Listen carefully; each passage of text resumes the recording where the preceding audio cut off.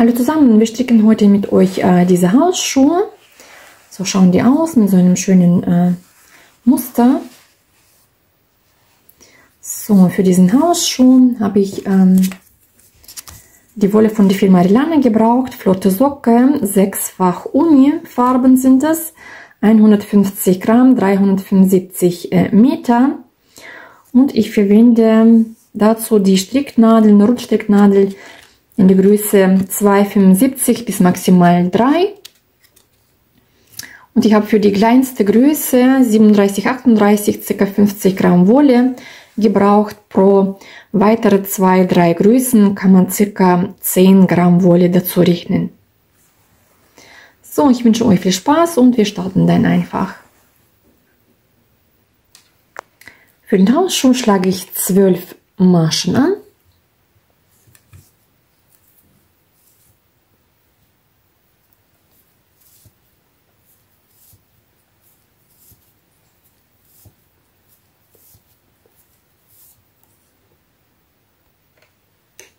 Und die erste Reihe stricke ich alle Maschen links. Das ist unsere linke Seite.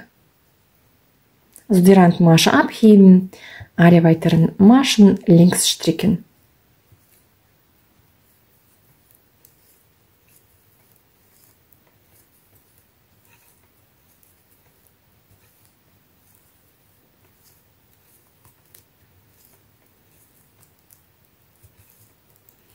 So, die Randmasche, die letzte Masche stricke ich immer rechts, diese kann man aber auch links stricken. Jetzt wende ich. Auf der rechten Seite stricke ich dann die Maschenzunahme, bis wir insgesamt dann in der Breite 20 Maschen erreichen. Also die Randmasche hebe ich ab, weil ich die letzte rechts gestrickt habe, lege ich den Faden nach vorne und hebe die Masche ab. Wenn man die letzte links strickt, dann den Faden hinter der Arbeit lassen. Jetzt stricke ich eine Maschenzunahme. Ich nehme mir den Faden, drehe die Seite einmal so um, lege diese Linie auf die Nadel und so entsteht die Maschenzunahme. So, jetzt mache ich einen Umschlag und 3 Maschen rechts stricken. Ich stricke da keine verkreuzten Maschen, das sind einfach unterschiedliche Stricktechniken. Jetzt mache ich Folgendes: von diesen 3 Maschen hebe ich die letzte Masche über die 2 vorderen Maschen. So, und das ist der Musterrapport. Ein Umschlag, 3 Maschen rechts und die dritte Masche über die zweiten 2 Maschen ziehen. Dann wieder ein Umschlag, 3 Maschen rechts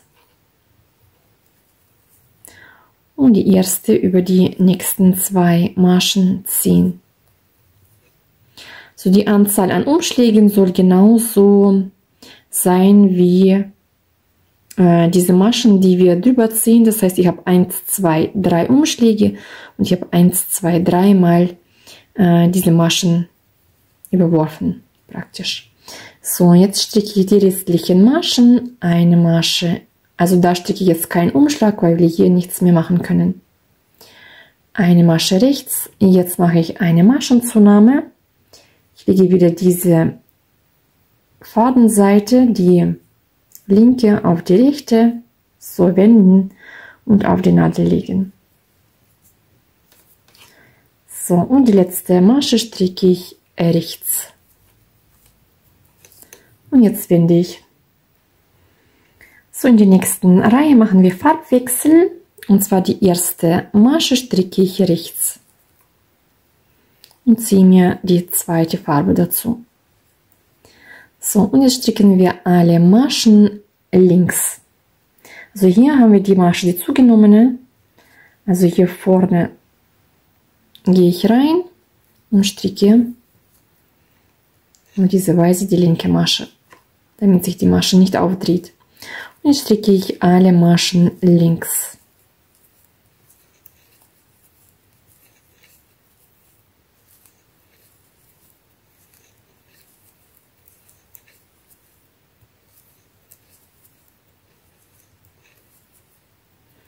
So, da hatten wir am Ende der Reihe einmal einen Umschlag und eine zugenommene Masche.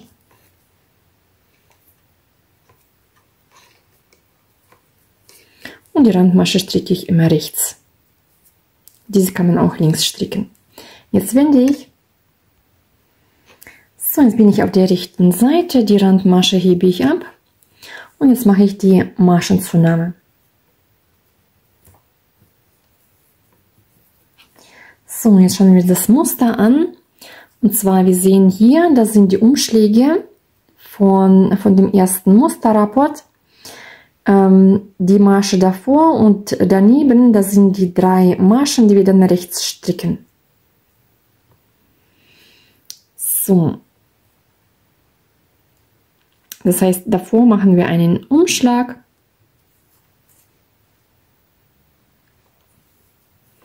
Davor haben wir nochmal 3 Maschen, also ich stricke wieder einen Umschlag. Jetzt 3 Maschen rechts.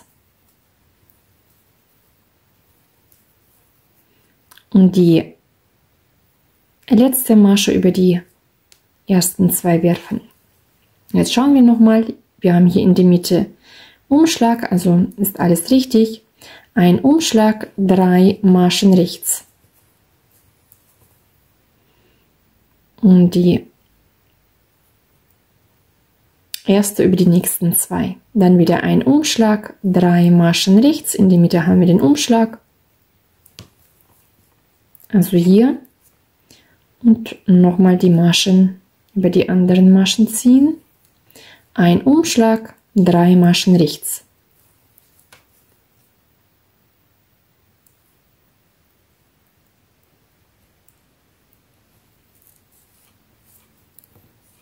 Und nochmal die erste über die nächsten. Und jetzt am Ende der Reihe mache ich nochmal eine Maschenzunahme, weil wir auf der rechten Seite sind. Und die letzte Masche stricke ich rechts. Und jetzt wende ich. So sind wir auf der linken Seite und da machen wir wieder den Farbwechsel. Also die erste Masche stricke ich rechts. Und alle weiteren Maschen stricke ich links.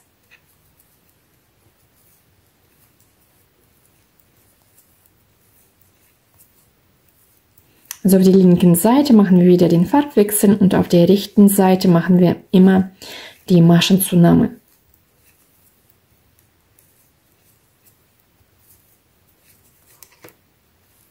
Bis sie dann praktisch die gewünschte Breite erreicht haben. So, da hatten wir einen Umschlag, eine zugenommene Masche.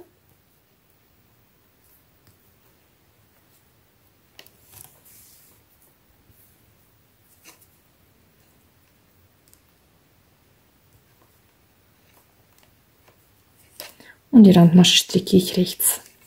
Und jetzt wende ich. So, jetzt bin ich wieder auf der rechten Seite. Die Randmasche hebe ich ab. Und stricke eine Maschenzunahme.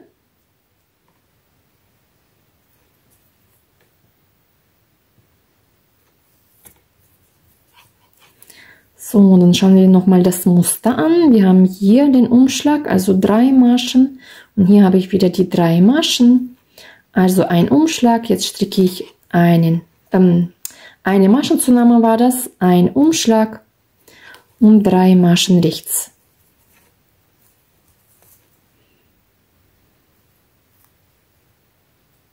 Die erste über die nächsten 2 werfen. So, jetzt wieder ein Umschlag, 3 Maschen rechts. Und wie wir sehen wieder, wir haben hier mittig den Umschlag.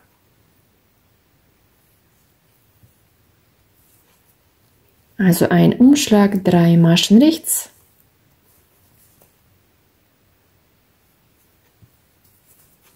Ein Umschlag, 3 Maschen rechts.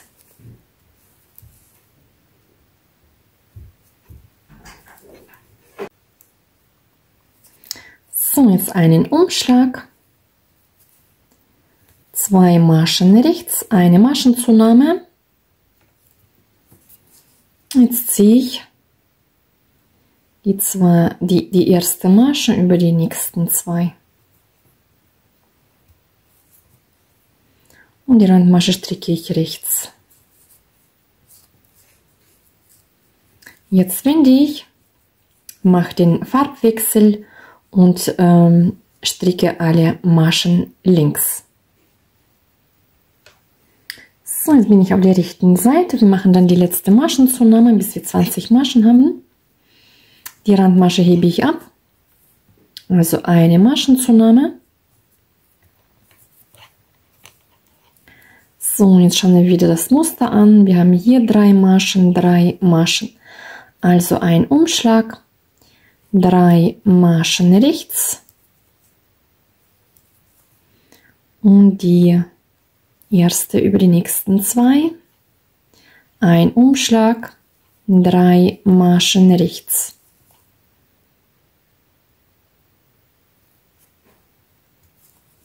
Ein Umschlag, 3 Maschen rechts und so stricken wir das Muster weiter und am Ende der Reihe denken wir an die Maschenzunahme.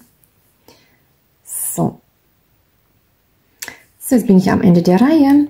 Da mache ich einen Umschlag, eine Masche rechts, eine Maschenzunahme und die letzte Randmasche stricke ich rechts.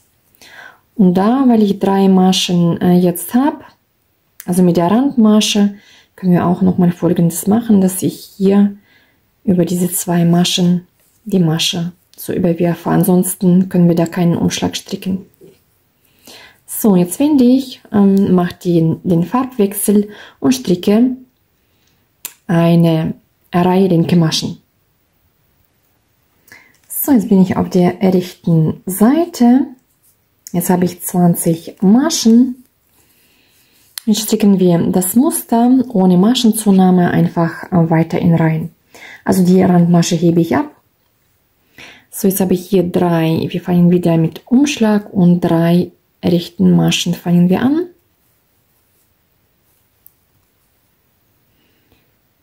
Und die erste Masche über die nächsten überwerfen. So ein Umschlag und 3 Maschen rechts und so weiter. So stricken wir die Reihe zu Ende. Die linke Reihe machen wir wieder Farbwechsel und linke Maschen stricken. So, jetzt bin ich wieder auf der rechten Seite und zwar jetzt, weil wir ohne Maschenzunahme stricken, schauen wir nochmal das Muster an. Die Randmasche hebe ich ab. Jetzt schaue ich wieder, wo habe ich meinen Umschlag, habe ich hier, das ist die mittlere Masche, hier die 2 Maschen daneben. So, ich habe jetzt davor 2 Maschen. Ich stricke diese Maschen rechts und jetzt erst den Umschlag, weil ich danach werden diese 3 Maschen stricke rechts und davor stricke ich einen Umschlag. Jetzt stricke ich alles nach Muster, ein Umschlag, 3 Maschen rechts.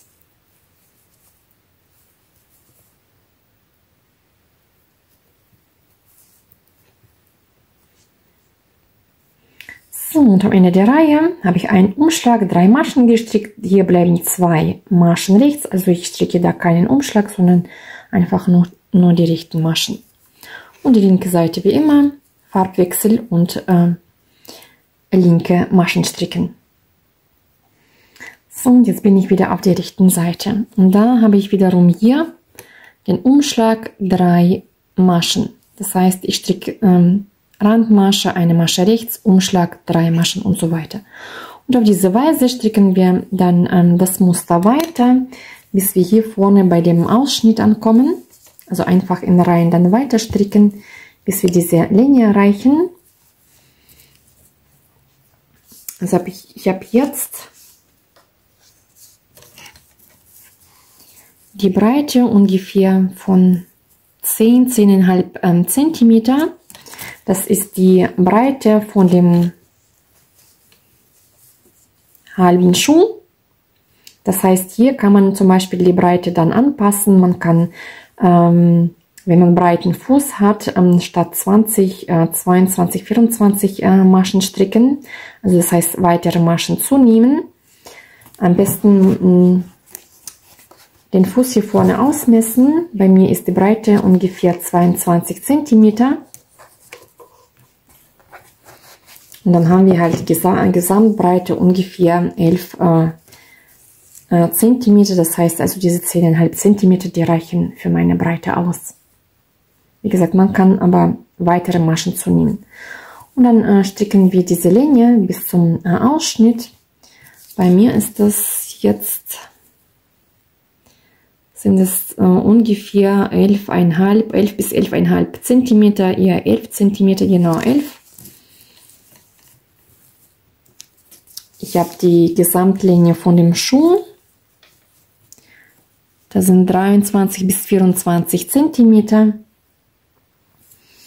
Und ich habe hier, wie gesagt, diese Linie 11 cm und die restlichen sind dann ungefähr 13 cm habe ich für den Ausschnitt. Also 2 cm Linie brauchen wir schon für den Ausschnitt ungefähr. So, so kann man dann die Linie, man kann eigenen Fuß dann Fußlinie ausmessen. Das sind bei mir 24 cm für meine Schuhgröße. Ich habe ca. 37, 38. Das sind 24 cm. Und das wäre dann auch die Linie von dem Hausschuh. Das sind dann ungefähr 23 bis 24 cm. So, wie gesagt, wir stricken jetzt einfach in Reihen weiter. Also ich habe jetzt so weit gestrickt. Das ist bei mir jetzt von der Linie sind es ungefähr 12 cm und die Breite habe ich jetzt sind ungefähr 10 cm. Jetzt teilen wir in 2 Teile auf. Und zwar, ich habe jetzt hier 20 Maschen. Eine Seite 10 Maschen, die andere Seite auch 10 Maschen. Und ich nehme dann auf jeder Seite jeweils 2 Maschen auf. So, dass wir insgesamt auf jeder Seite dann 12 Maschen haben. Also ich stricke alles wie bis jetzt nach Muster. Die erste Masche nehme ich ab. Jetzt mache ich die Maschenzunahme. Also ich nehme mir den Faden und lege die Seite auf die andere und dann auf die Nadel. So wie wir das an der Spitze gemacht haben. Jetzt schaue ich mir das Muster an. Hier habe ich den Umschlag, Masche davor, Masche danach. Also die Masche stricke ich nochmal rechts. Jetzt ein Umschlag, 3 Maschen rechts. Und wir stricken ganz normal das Muster, wie bis jetzt.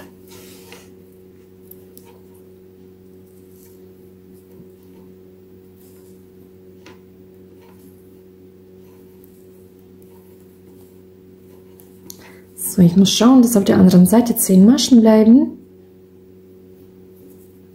So, eine Masche schon zu viel. Soweit ist es. Also ich muss jetzt praktisch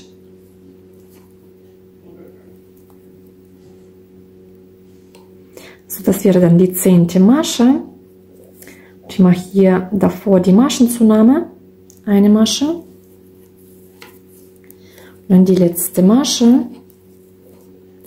Und weil ich hier davor den Umschlag gestrickt habe, ziehe ich mir diese Masche über die letzten 2 Maschen. Sonst haben wir eine Masche zu viel. Jetzt schaue ich hier nochmal. Ich habe hier 10 Maschen, das passt. So, jetzt wende ich und stricke die linke Seite, alle Maschen links, und dabei mache ich den Farbwechsel. So, jetzt habe ich hier praktisch 12 Maschen und jetzt stricke ich in Reihen das Muster weiter ohne Maschen zu oder Abnahme, und wir stricken praktisch hier diese Seiten in der Linie, die wir brauchen. So einfach dann in Reihen weiter stricken, erst die eine Seite und auf die gleiche Art und Weise auch die zweite Seite stricken. Also praktisch hier noch 2 Maschen zunehmen und 12 Maschen in Reihen weiter stricken. Also getrennt. Ich stricke jetzt nur diese rechte Seite und anschließend, wenn ich die gestrickt habe, stricke ich die linke Seite. Also ich habe jetzt soweit gestrickt, beide Seiten. So, ich habe jetzt die Gesamtlänge.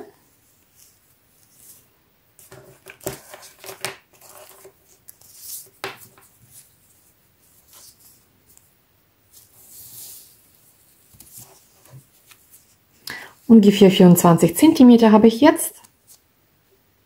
23 bis 24. So, die Länge hier von dem Ausschnitt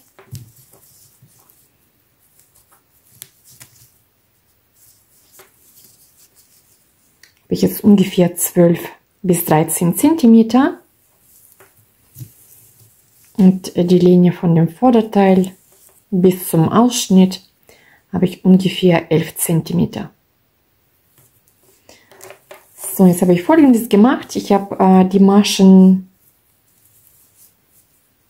hier so abgemacht, dass ich die letzte Masche auf der Seite habe. Nicht nach innen zum Ausschnitt, sondern nach außen. Und da kann ich dann wieder weiter stricken. Und zwar, wir nehmen jetzt auf den Seiten die Maschen auf, komplett um und stricken mit euch diesen Abschnitt. Das sind die Kraus-Rechts-Reihen. 10 Reihen stricken wir. So, ich nehme mir meine Nadel. Und zwar, wir haben hier auf einer Seite, können wir gut diese Schlingen sehen. Einmal ist es die graue Schlinge, einmal die dunkle und die helle, dann wieder die dunkle und die helle und so weiter. Auf der anderen Seite, weil wir die Randmasche immer gestrickt haben, beim Farbwechsel sieht man das nicht so gut. Aber wir machen Folgendes: pro hellen Streifen, pro dunklen Streifen, hellen, dunklen, nehmen wir jeweils eine Masche auf. So, habe jetzt hier einen hellen Streifen und hier nehme ich mir eine Masche auf.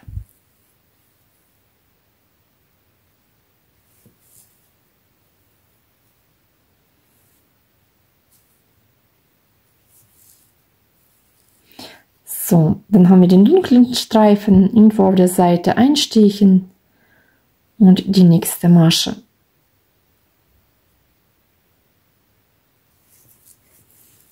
Durchstricken. Man kann sich auch die Häkelnadel zur Hand nehmen.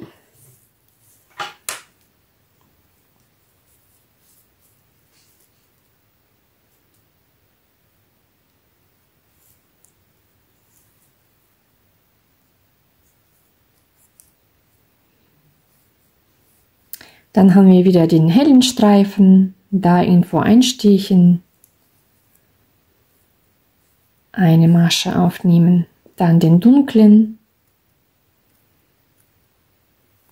und so weiter.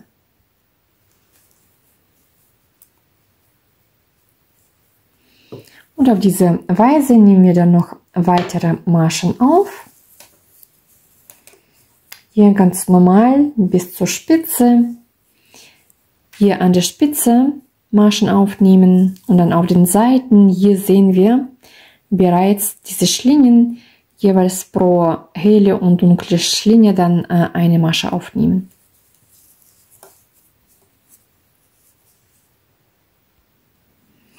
Ich habe jetzt die Maschen aufgenommen, so schaut es aus. So, und jetzt fange ich an und stricke, wie ich schon sagte, 10 Reihen Kraus rechts. Das heißt, ich stricke dann 10 Reihen einfach rechte Maschen. Und wir stricken diesen Abschnitt. Und anschließend stricken wir die Sohle. Also jetzt stricken wir selbstständig einfach 10 Reihen rechte Maschen. Ich habe jetzt 10 Reihen Kraus rechts gestrickt, so schaut es aus. So, und durch diese Reihen kann man die Breite vom Schuh anpassen. Ich würde auf jeden Fall, also ich habe jetzt Größe 37, 38. Pro weitere 2, 3 Größen würde ich auf jeden Fall 2 Reihen zusätzlich dazu häkeln, damit man hier mehr Breite vom Schuh erreicht.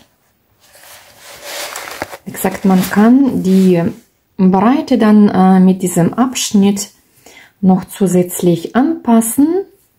Je mehr Reihen man hier strickt, umso breiter wird der Schuh. So, ich habe jetzt die Gesamtbreite, wenn der Schuh fertig ist, circa 10 cm. Es dehnt sich natürlich noch. Wie gesagt, pro 2 weitere Größen würde ich 2 Reihen dazu häkeln. Stricken natürlich. So, und jetzt fangen wir an mit der Sohle. Und zwar für die Sohle habe ich jetzt in der Mitte 10 Maschen markiert. Das ist auch wiederum für die Größe 37, 38. Man kann pro weitere 2, 3 Größen 2 Maschen dazu rechnen. Man kann 12 Maschen in der Mitte für die Sohle stricken, 14 oder 16. Bei mir ist dann die Breite von der Sohle ungefähr 4,5 bis 5 cm. Eher 4,5. Das passt aber für die Schuhgröße. Man kann aber auch mehr Maschen markieren. Also nochmal, ich habe es hier an der Spitze 10 Maschen markiert und auf beiden Seiten habe ich dann die gleiche Maschenanzahl. Das ist egal, wie viele Maschen dann auf der Seite sind. So, und jetzt fangen wir an. Ich fange ganz normal hier auf der Seite zu stricken und stricke bis zur zweiten Markierung. Einfach rechte Maschen. So, also ich habe jetzt 9 Maschen gestrickt. Das ist bei mir die 10. Masche. Die hebe ich einmal kurz ab und nehme die Markierung weg. So, jetzt nehme ich mir wieder auf die linke Seite. Also ich habe jetzt die 10. und die 11. Masche. Und diese 2 Maschen stricke ich rechts zusammen. Ich mache es immer so von hinten. So. Beide Maschen zusammengestrickt. Jetzt wende ich das Ganze. So, jetzt hebe ich die erste Masche ab. Faden liegt vor der Arbeit. Jetzt stricke ich 8 Maschen rechts.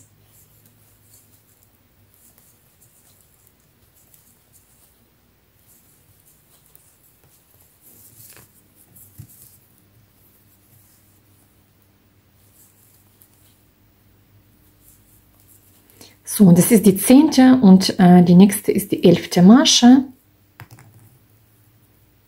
Stricke ich auch wiederum rechts zusammen, so von hinten. So. Jetzt wende ich wieder. So, die Randmasche hebe ich wieder ab. Faden liegt vor der Arbeit. Jetzt stricke ich wieder 8 Maschen rechts. Also wir stricken nur das mittlere Teil. Die Seiten stricken wir nicht mehr, sondern wir stricken nur die Maschenabnahme dann.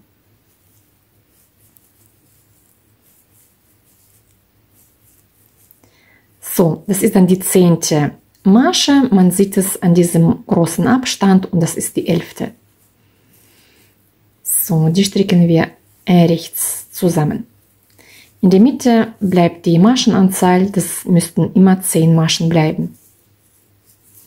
Jetzt wende ich und auf die gleiche Weise stricken wir weiter. Die Randmasche hebe ich immer ab und am Ende von diesen 10 Maschen stricke ich immer die Maschenabnahme. Das heißt, die 10. und die 11. Masche stricke ich immer rechts zusammen. So, jetzt bin ich wieder bei der 10. und bei der 11. Masche stricke ich rechts zusammen. Und auf diese Weise, jetzt schauen wir hier, da sind 10 Maschen, das sind die mittleren 10 Maschen, das ist die Sohle. Dann stricken wir so weiter, bis am Ende der Reihe hier 5 Maschen übrig bleiben. Also ich habe in der Mitte 10 Maschen, lasse ich 5 am Ende aus. Wenn man zum Beispiel 14 Maschen in der Mitte hat, kann man zum Beispiel hier 7 Maschen auslassen, also die Hälfte von der Maschenanzahl. Und auf diese Weise stricken wir dann weiter, bis die gesamte Sohle praktisch fertig gestrickt ist, und so schaut es dann aus. Und anschließend stricken wir noch die Ferse. Also ich habe jetzt die Sohle soweit gestrickt. So schaut es jetzt aus. Jetzt bin ich bei der Ferse. Ich habe in der Mitte immer noch meine 10 Maschen Sohle und auf der Seite 5 Maschen. So, und jetzt stricken wir die Ferse. Also hier die Randmasche hebe ich ab, Faden vor der Arbeit. Dann stricke ich eine Maschenabnahme, 2 Maschen rechts zusammen. So, jetzt haben wir hier diese 10. Masche. Ich stricke jetzt 4 Maschen rechts.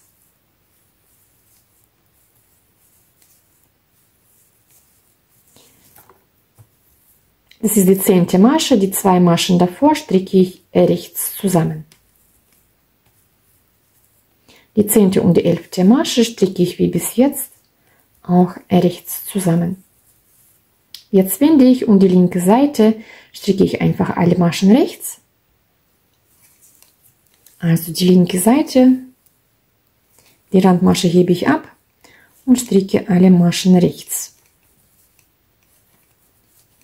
Und wie bis jetzt die 10. und die 11. Maschen. Wir haben jetzt natürlich weniger Maschen, das wäre aber die 10. und die 11. Die stricken wir rechts zusammen. Jetzt wende ich. So, die erste Masche hebe ich wieder ab. Jetzt stricken wir wieder die Maschenabnahme, also 2 Maschen rechts zusammen. Jetzt schauen wir, das ist die 10. Masche. Die 2 Maschen davor, das heißt, ich stricke jetzt 2 Maschen rechts, 2 Maschen rechts zusammen. Und das wäre die 10. und die 11. Maschen, stricken wir auch wie bis jetzt rechts zusammen. Jetzt wenden wir das Ganze und wiederholen, bis hier praktisch wenig Maschen bleiben. Also ich stricke in der nächsten Reihe dann nochmal die Maschenabnahme, da bleiben praktisch auch keine Maschen mehr übrig oder wenig. Also nochmal die Maschenabnahme wiederholen. Also ich habe jetzt noch eine Maschenabnahme gestrickt, also die Randmasche abgehoben, eine Maschenabnahme, die zweite und die 10. und die 11. Maschen habe ich zusammengestrickt. Jetzt haben wir 8 Maschen auf der Nadel. Die letzten 2 stricke ich auch rechts. So, jetzt mache ich Folgendes. Jetzt nehme ich mir die Maschen auf eine Häkelnadel, nehme ich mir ab.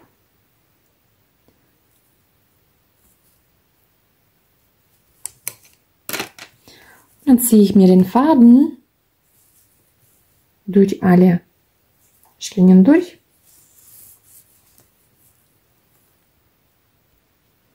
So, jetzt ziehe ich durch diese Schlinge mein Wollknäuel einmal durch.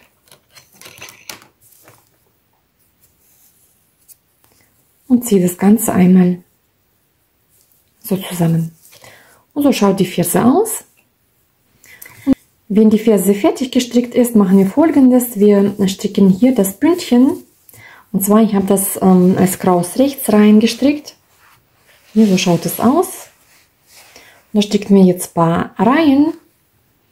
Also wir nehmen hier wieder die Maschen auf am Rand und stricken einfach rechte Maschen. So, und zwar, wir nehmen hier die Maschen genauso auf, wie wir das vorhin gemacht haben. Hier auf der einen Seite sieht man sehr gut die Schlingen, einmal die helle und einmal die linke Schlinge. Auf der Seite sieht man es etwas schlechter, aber das sind auch immer da wo die hellen Schlinien sind, ein Stechchen und dann, also wo die dunkle Reihe sind, da auch ein Stechchen. Dann wieder pro so eine Reihe nehmen wir jeweils eine Masche auf. Hier bei den dunkleren Schlinien und so weiter. So nehmen wir die Maschen auf und dann stricken wir ein paar reihenrechte Maschen. Also hier bei der dunklen Farbe hole ich mir, oder am Rand, und jetzt hier bei der hellen nehme ich mir auch eine Masche auf. Man kann auch mit einer Häkelnadel Maschen aufnehmen, hier dann bei der dunklen Wolle.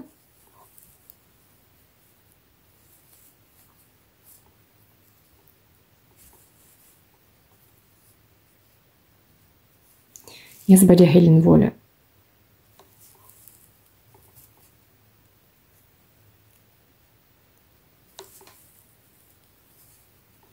Dann bei der dunklen und so weiter.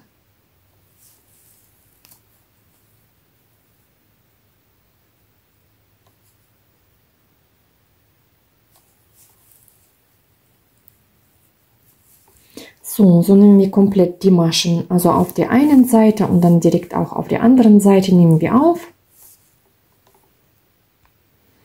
So, ich habe jetzt die Maschen aufgenommen, so schaut es aus und jetzt stricke ich einfach so 5 bis 6 Reihen kraus rechts. Also jede Reihe stricke ich als rechte Maschen. So, ich fange hier einfach an und stricke rechte Maschen. Wenn man zu wenig Maschen aufgenommen hat, wenn sie sich zu stark zusammenziehen sollte, dann kann man natürlich auch mehr Maschen aufnehmen, damit man ein bisschen mehr Weite hat. Ansonsten einfach jetzt kraus rechts stricken. Die Breite kann man auch selbst bestimmen, entweder breiter oder schmaler stricken.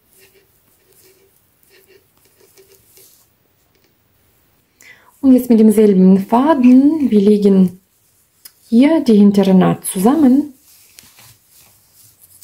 die rechte Seite auf die rechte Seite. Und jetzt vernähen wir hinten zusammen. Ich mache das meistens mit einer Häkelnadel, man kann es natürlich auch mit einer Nähnadel vernähen. Also ich nehme hier immer diese 2 Schlingen vorne, 2 Schlingen hinten und dann steche ich einmal komplett um, so den Faden holen, vorne durchstechen, hinten durchstechen, nochmal Faden holen und die linke Schlinge durch die rechte durchziehen. Also mit Kettmaschen vernähe ich dann praktisch vorne, hinten, Faden holen, die linke durch die rechte. Vorne, hinten, Faden holen, durchstechen und so weiter.